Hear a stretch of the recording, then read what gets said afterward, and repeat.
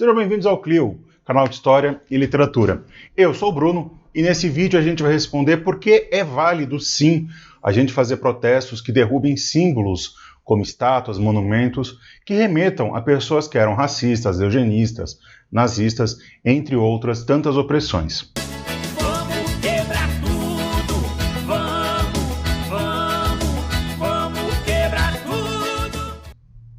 E aí, pessoal do Clio, como é que vocês estão? Espero que vocês estejam bem, que sejam saudáveis, que tenham passado bastante álcool na mão, porque a gente precisa se manter saudável e isolado em tempos de pandemia de Covid, certo? Espero que você, sua família e todos aqueles que você ama esteja bem nesse período que a gente está vivendo. Bom, vamos lá, vamos pensar um pouco, responder essa pergunta. Para que serve... Deixa passar o ônibus aí, que está indo para Campinas, provavelmente. Para que serve um monumento? Para que serve uma estátua? A gente precisa parar para pensar aqui na relação que existe entre a memória e a história. Essas três coisas aqui, memória, história e monumento, vão ser base para a gente entender por que é tão importante, sim, a gente derrubar estátuas, ou pelo menos tirar elas da questão pública, né, evidenciar o vazio, como vai ser a conclusão, mas não quero adiantar muito aquilo do que nós vamos falar. Por que é importante a gente fazer esse movimento de ressignificação histórica? Bom, vamos tentar responder aqui. O que é um monumento? Um monumento nada mais é do que uma obra pública de cunho artístico que faça uma apologia, ou seja, uma exaltação a um período da memória. É como se fosse um templo da memória, como o professor Upiano lá da USP adorava falar. Bom, o que é, então, memória? Eu já fiz um vídeo aqui há um tempinho atrás sobre o que é memória. Vocês podem entrar nele aqui do lado, caso você ainda não tenha visto. Mas memória, para a gente, aqui é uma palavra polissêmica. Uma palavra polissêmica é uma palavra que tem vários sentidos. Memória pode ser basicamente três coisas. Aquilo que a gente lembra, aquilo que nos é lembrado e aquilo que nos é recordado. Por que são essas três coisas? O que a gente lembra é basicamente a nossa memória pessoal. As suas memórias pessoais, por exemplo, a primeira vez que você tomou sorvete, o primeiro beijo que você deu na vida, a primeira vez que você viu o Palmeiras ser campeão, etc. e tal. Aquilo que nos é lembrado. Por exemplo, nome de rua. Por que rua tem nome? É para homenagear alguém. Então, quando você tem uma rua, sei lá, chamada Emílio Garastazzo Médici, você está homenageando um ditador. Então, esse tipo de memória social, ela precisa ser apropriada e reapropriada pela sua sociedade, por aqueles que vivem nela, por aqueles que formam essa sociedade. Então, esses protestos que têm acontecido nos Estados Unidos, na Inglaterra e ao longo do mundo, de você derrubar estátuas de pessoas que eram mercadoras de escravo, que eram racistas, que eram pessoas que propagavam opressões raciais, é válido nesse sentido. Por que é válido nesse sentido? Eu sei que tem muita gente aqui que acompanha o Clio que provavelmente vai discordar de mim. Porque acha que a estátua tem que ficar lá, porque você tem que deixar a estátua, porque a gente não pode repetir os nossos erros, ou olhar para trás, para aprender com os nossos erros, etc. Tudo bem. Eu concordo em certa parte com vocês. O problema é que quando a gente faz isso, de olhar para trás, a gente precisa garantir que vai ter esse olhar para trás. E qual que é o problema de você não olhar para trás?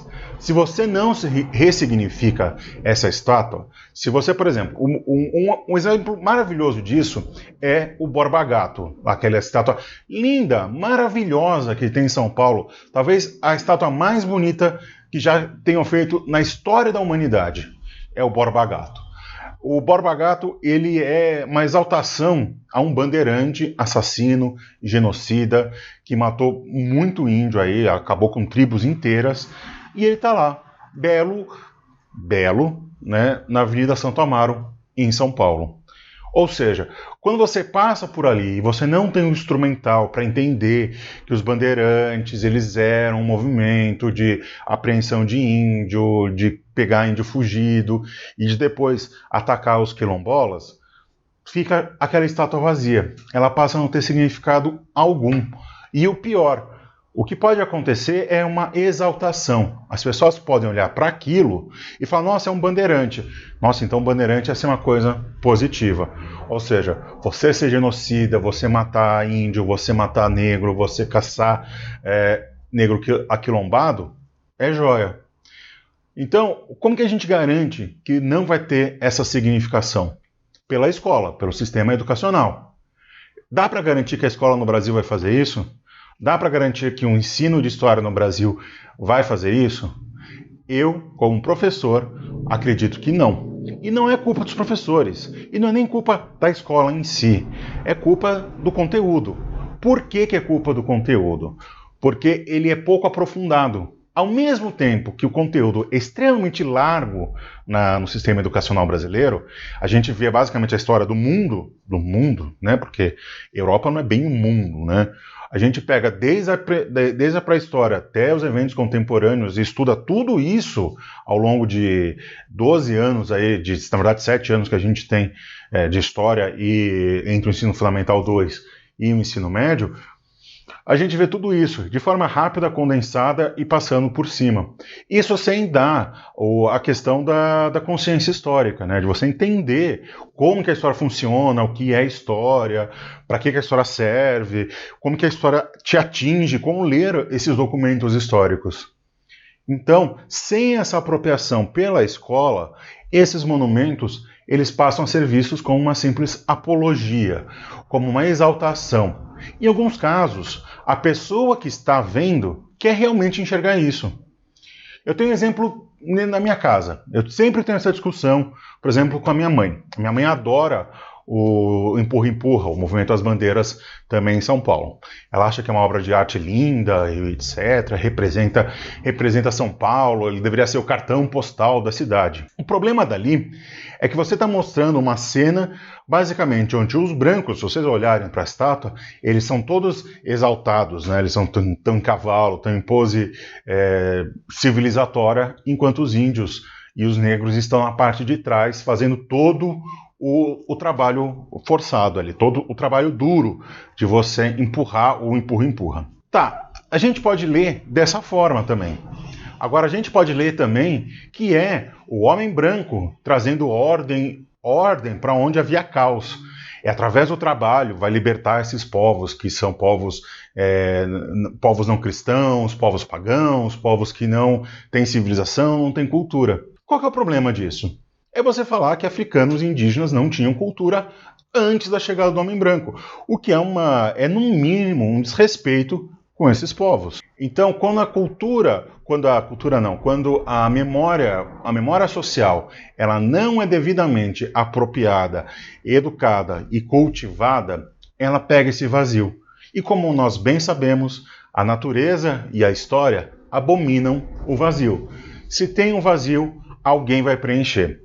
Se tem um vazio, ou se você deixa vazio, por exemplo, alguém vai preencher esse vazio. Então o que é melhor a gente fazer? Demolir? Explodir? Arrancar? Talvez. Talvez sim, talvez não. E por que é justo você tirar? Porque você está ressignificando aquele monumento. Eu não sou a favor, por exemplo, de simplesmente destruir o monumento, jogar no rio, esse tipo de coisa. Se bem que, em alguns casos, tem que jogar no rio mesmo. Por exemplo, mercador de escravo não tem conversa. Joga no rio, que é o melhor que a gente faz. Mas o empurra-empurra, por exemplo, que ele tem um valor cultural e artístico para a cidade, para além da história. O que a gente deveria fazer com ele? Deveria ter, ao lado do monumento, guias, né, para você ter uma mediação entre o público e o monumento, que explica, não uma pessoa, mas pode ser uma coisa, um texto, um aplicativo, enfim, qualquer coisa do gênero. Agora, o Borba Gato, por exemplo, é um problema inverso, porque aquilo, além de ser feio e horroroso, ele não diz nada. Ele não tem ligação com a cidade. Ele não é um símbolo da cidade, ele é um símbolo da feiura de São Paulo, é um símbolo de como São Paulo é feia, e São Paulo é uma cidade esquisita. É uma cidade onde um bandeirante se veste como se fosse quase um cavaleiro templário, né? Sendo que eles andavam basicamente pelados, e usavam armas rudimentares para poder se embrenhar no mato. Além de tudo, o Borba Gato é mentiroso. Além de ser feio, além de ser preconceituoso, de fazer apologia a um genocida, ele é mentiroso, porque aquela imagem não faz sentido com a realidade. Então, esses movimentos de você derrubar as estátuas, de você colocar essas estátuas abaixo, de você tirar essas estátuas e colocar simplesmente nada, eles são extremamente válidos em termos de memória, em termos de história, em termos até de patrimônio. Eu acho que sem a devida mediação entre a educação, a memória e a sociedade, aquilo ganha uma potência enorme para se tornar em vez de ser um monumento crítico, um movimento apologista. Um exemplo claro disso a gente tem na Alemanha e na Argentina. Na Alemanha, por exemplo, qualquer apologia ao nazismo é tratada como crime inafiançável. Ou seja, você vai preso se você faz uma saudação nazista, por exemplo. Se você porta insígnias nazistas, por exemplo, você vai preso, não tem muita conversa. Na Argentina, a mesma coisa em relação à última ditadura militar deles. Se você faz qualquer tipo de apologia, por exemplo, dedicar o seu voto de impeachment a um torturador notório, você ia sair do plenário do Congresso preso. Por quê? Por que é violento você derrubar uma estátua e não é violento você ser apologista ao nazismo? Por quê? Por que esses dois pesos? A gente não está tratando de memória? A gente não está tratando de liberdade de expressão? Então por que, por um lado, é aceitável, sim, você prender pessoas que fazem apologia ao nazismo, agora, as pessoas derrubarem estátuas, não é. A gente está lidando com essas duas coisas aqui, que é a memória. A memória, ela precisa passar por esse campo da educação, ele precisa passar por esse trato social, porque senão ela pode ficar vazia. E lembrando também que memória não é lembrar de tudo. Memória faz parte, sim, você esquecer. Você tem que esquecer algumas coisas para lembrar de outras, inclusive neurologicamente falando. Então, meus amorinhos, a gente precisa se lembrar, quando a gente trata dessa memória, e quando a gente tem um movimento, por exemplo, que derruba estátuas, eles estão dando um recado muito claro para a gente. Porque a sociedade está mudando, essas pessoas querem uma outra sociedade. Toda essa violência gráfica, né, essa violência imagética, que com um beijo para a professora Maria Cristina Pereira, lá da USP, que adora a história das imagens, a gente precisa lembrar dessa questão, que a imagem ela não é construída à parte e isolada daquelas pessoas que fazem esse tipo de protesto. E essas pessoas estão demandando uma nova sociedade. E a sociedade antiga representava a si mesma através desses monumentos. Então, como eles estão pedindo uma nova sociedade, uma nova forma de se relacionar, elas estão pedindo, sim, a derrubada do racismo estrutural. E esse racismo estrutural passa pelos monumentos. Então tá certo você derrubar monumento de racista, de mercador de escravo? Tá certo, sim. Tá muito certo. Porque senão mas a estátua é bonita, a estátua tem um valor simbólico. Não me interessa. O que é mais importante? Vida de pessoas ou valor estético e patrimônio histórico? Eu acho que é o valor da vida humana. Então, se você está colocando ali um símbolo que é racista, um símbolo que é homofóbico, um símbolo que é transfóbico, um símbolo que é xenófobo, isso precisa vir ao chão, sim. E é gozado que as mesmas pessoas que dizem que é errado derrubar estátuas, não acharam ruim, por exemplo, quando no Iraque derrubaram as estátuas do Saddam Hussein. Ou quando acabou os regimes socialistas na Europa Oriental, não acharam ruim de você derrubar prédios e monumentos criados durante a experiência socialista lá.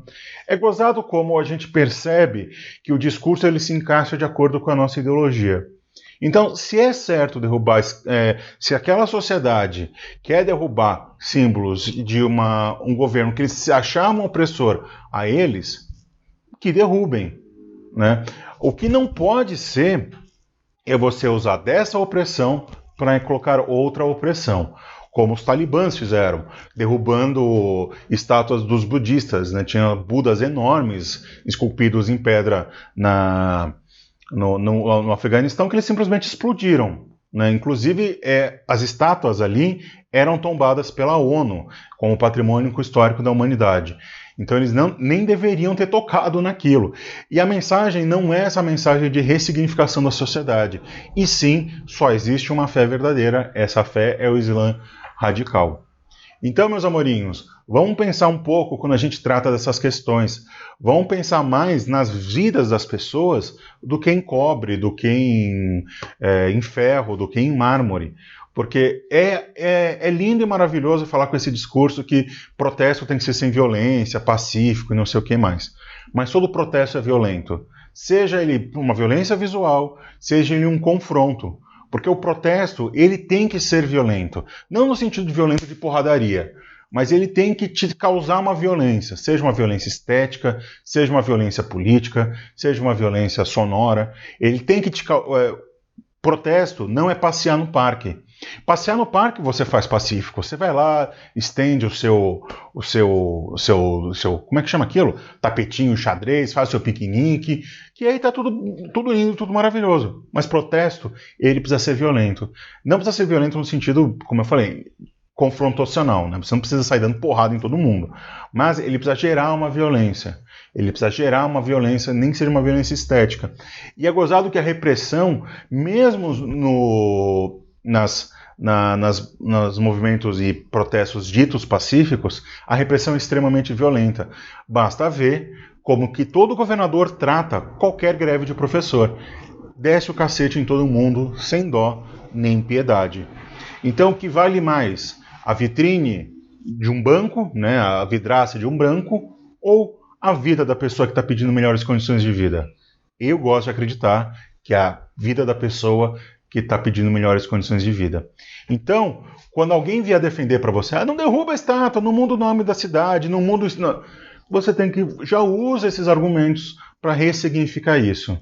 A memória, por ser uma palavra polissêmica e pelo seu significado estar sempre em transmutação, ele está sempre mudando, a gente precisa dar significado, dar sentido para ela. E as suas construções também. Então, meus amores, acho que era isso por hoje. Acho que temos um vídeo, acho que consegui expressar o que é, por que é válido, sim, você derrubar símbolos que são sinônimos de opressão e de racismo e de qualquer coisa do gênero. Se você gostou desse vídeo, não esquece de dar aquele joinha, de compartilhar o vídeo nas suas redes sociais, espalhe a palavra do Clio aí para mais e mais pessoas, que quanto mais gente atinge, mais felizinho e contente nós ficamos por aqui. E se você gostou muito do conteúdo do Clio e quer ajudar o Clio a se manter no ar, pensa em financiar a gente. Você pode entrar lá no www.catarse.me/Clio, o link também está no izinho e na descrição do vídeo, e a partir de R$5, que não é nem $1, você já consegue financiar o Clio e ajudar ele a se manter no ar e produzindo cada vez mais e melhores conteúdos para todos e todas. E você também pode financiar a gente pelo PicPay. Editor, PicPay na tela aí.